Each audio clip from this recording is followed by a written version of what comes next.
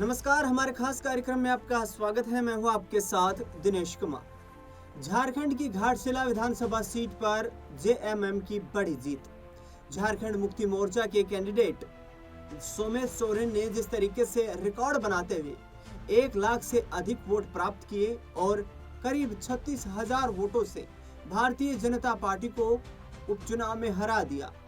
दरअसल बता दें आपको कि अब घाटशिला की विधानसभा सीट पर उपचुनाव में जीत दर्ज करने वाले सोमेश सोरेन को झारखंड के मुख्यमंत्री हेमंत सोरेन बड़ी जिम्मेदारी देने जा रहे हैं। जी हाँ, बड़ी जिम्मेदारी उन्हें कैबिनेट मंत्रालय की मिल सकती है।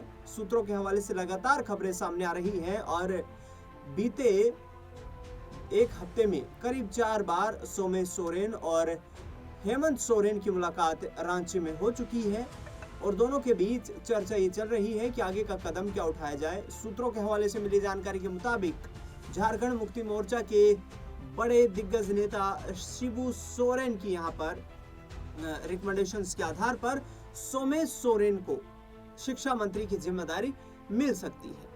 दरअसल बता दें आपको कि जेएमएम ने जो अप्रत्याशित जीत हासिल की है उसका जश्न लगातार झारखंड मुक्ति मोर्चा झारखंड में पूरे प्रदेश भर में मना रही है। उनके कार्यकर्ता लगातार जोश में नजर आ रहे हैं। सोमेश सोरेन का कहना है कि शिक्षा हमारा सबसे बड़ा और महत्वपूर्ण मुद्दा है। छात्रों को स्कॉलरशिप के माध्यम से शिक्षा प्रदान करना ताकि वो शैक्षणिक योग्यता पूरी करने में किसी तरीके की कठिनाई का सामना ना करना पड़े। इस मुद्दे के साथ हम लोगों के बीच उतरे और लोगों ने हमें अपार जन समर्थन दिया। बता दें आपको कि 1,04,000 के समथिंग वोट यहाँ पर सोमेश सोरेन को मिले, जो कि उनके पिता रामदास सोरेन का भी रिकॉर्ड तोड़ते हुए यहाँ पर नजर आए। रामदास सोरेन इस घाटशिला विधानसभा सीट से ही 2024 में विधायक चुने गए थे, लेकिन उसके बाद इस सीट पर उपचुनाव हुआ है। इस उपचुनाव में बाबूलाल सोरेन चुनावी मैदान में बीजेपी की कैंडिडेट के तौर पर चुनाव लड़ रहे थे, जो कि पूर्व मुख्यमंत्री चंपई सोरेन के बेटे हैं। दरअसल बता दें आपको कि चंपई सोरेन को हेमंत सोरेन के जेल जाने के बाद झारखंड मुक्ति मोर्चा विधायक दल का नेता यानी कि झारखंड के मुख्यमंत्री की कुर्सी पर बैठाया गया था, लेकिन झारखंड में विधानसभा के चुनाव आते आते चंपई सोरेन झामुमो को छोड़कर बीजेपी का दामन थाम चुके थे। भारतीय जनता पार्टी से चंपई सोरेन को बड़ी उम्मीद थी और इस बड़ी उम्मीद के साथ ही वे झामुमो को छोड़कर बीजेपी में शामिल हुए थे। दरअसल बता दें आपको कि अब झामुमो की जीत के बाद चंपई सोरेन का भी बड़ा बयान सामने आया है। उन्होंने कहा है कि जेएमएम की सरकार झारखंड में है और ऐसे में उपचुनाव में अक्सर उसी पार्टी को जीत मिलने के अधिक चांस रहते हैं, संभावनाएं रहती हैं जिस पार्टी की सरकार होती है, क्योंकि प्रदेश की जनता, विधानसभा क्षेत्र की जनता के बीच एक ये जिस तरीके का परसेप्शन होता है कि जिसमें सरकार से अलग यदि कोई विधायक बनेगा तो फिर विकास कार्यों में तेजी नहीं आ सकती है। और इसी के चलते हम यहाँ पर झामुमो की जीत को लेकर के उन्हें बधाई देते हैं और सीधे तौर पर घाटशिला में विकास की गंगा बहे ऐसी उम्मीद करते हैं, क्योंकि झामुमो ने कई बड़े बड़े वादे किए और उन बड़े वादों के आधार के ऊपर चंपई सोरेन कह रहे हैं कि अब चुनौती होगी झामुमो के सामने, हेमंत सोरेन के सामने, सोमेश सोरेन के सामने कि वो किस तरीके से इन बड़े वादों को पूरा कर पाते हैं।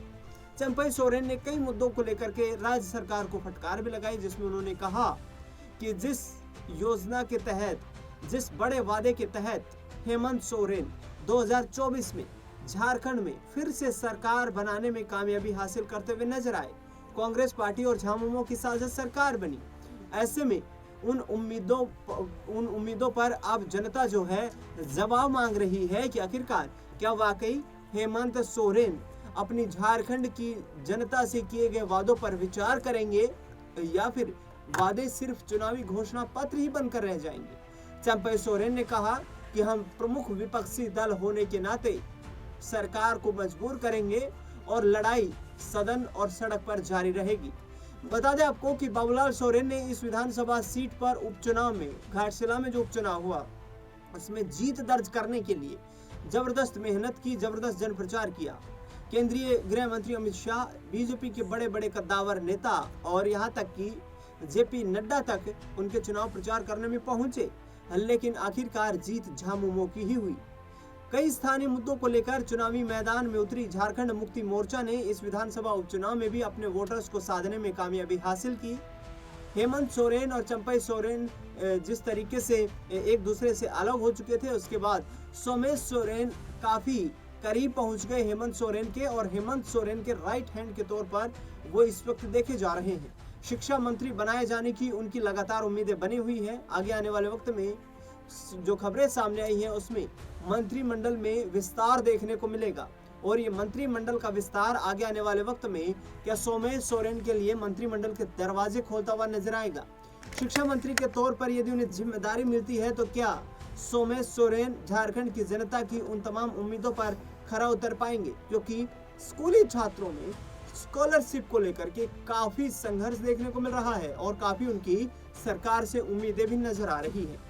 झारखंड मुक्ति मोर्चा ने इस घाटशिला विधानसभा सीट पर जीत दर्ज की। सोमेश सोरेन वहां से विधायक बने, तो वहीं बाबूलाल सोरेन दूसरे नंबर पर रहे, जबकि रामदास मुर्मू और जयराम महतो ने भी यहाँ पर घाटशिला विधानसभा सीट के उपचुनाव के बाद सरकार से अपनी उम्मीदों को जगजाहिर कर दिया है।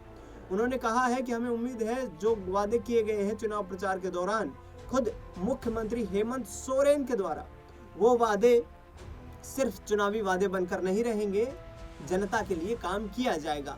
अब बेहद दिलचस्प होगा ये देखना, क्योंकि एक ऐसा राजनीतिक दल जो कि उत्तर भारत में विशेष तौर पर चर्चा का विषय बना हुआ है, ऐसी सरकार जो नॉन बीजेपी गवर्नमेंट है, ऐसी सरकार के मुख्यमंत्री हेमंत सोरेन, जिन पर कई भ्रष्टाचार के आरोप लगे थे उस दौरान जब वो पिछला कार्यकाल पूरा कर रहे थे, गिरफ्तारी हुई और उसके बाद उन्होंने कहा कि आदिवासियों का हक छीनने का प्रयास भारतीय जनता पार्टी कर रही है, उनकी सरकारें कर रही है, और इसी आधार पर एक बड़ी तादाद में आदिवासी वोट बैंक जो है वो हेमंत सोरेन के साथ सिंपैथी वोट के तौर पर जुड़ा।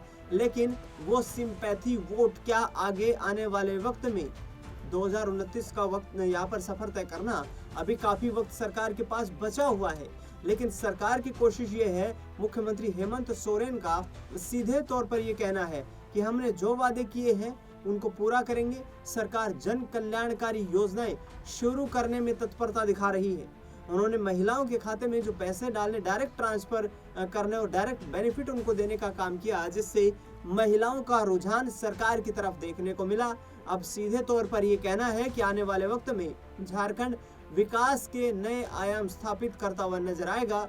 झारखंड के जल, जंगल, जमीन संसाधनों को बचाने के लिए हमारी सरकार प्रतिबद्ध है, और आगे आने वाले वक्त में मजबूती के साथ सरकार इन्हें बचाने के लिए सराहनीय कदम भी उस दिशा में उठाने वाली है। देखना बेहद दिलचस्प रहेगा कि सोमेश सोरेन जो हेमंत सोरेन के कैबिनेट के दरवाजे पर खड़े हुए हैं, क्या उन्हें कैबिनेट में एंट्री मिल पाएगी। फिलहाल इस खास कार्यक्रम में इतना ही। देश दुनिया से जुड़ी तमाम बड़ी खबरों के लिए देखते रहिए SPN 9 न्यूज़।